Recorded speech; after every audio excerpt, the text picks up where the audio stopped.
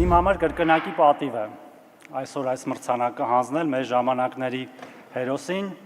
որովհետև սա անում եմ ոչ միայն ի պաշտոնե,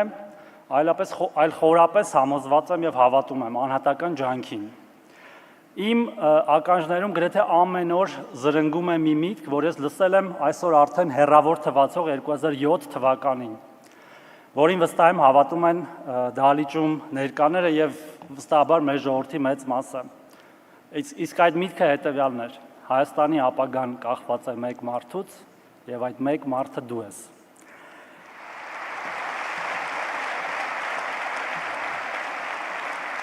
Ես վստահ եմ, որ մեր ժամանակների հերոսները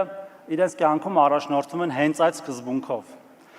որովհետև եթե այդ սկզբունքը չլինի իրենց աշխատանքի կենտրոնում, ապա նրանք չեն անի այդ ջանքը, որը փոխում է ոչ միայն իրենց կյանքը, այլև մեր բոլորի եւ մեր պետության կյանքը։ Բազմապատիկ ավելի կարևոր է այն ջանքը, երբ որ դու անում ես, լինելով ավելի ընկճված, դժվարին իրավիճակում, որովհետև կյանքը ալիք է, սիրելի ընկերներ։ Մի օր վերևում ես, մի օր ներքևում, եւ եթե ներքևում եղած ժամանակ դու քո մեջ ուժ չգտնես նորից բարձրանալու, դու կխորտակվես, պարզապես կխորտակվես։ Իսկ մեր ժամանակների բոլոր հերոսները,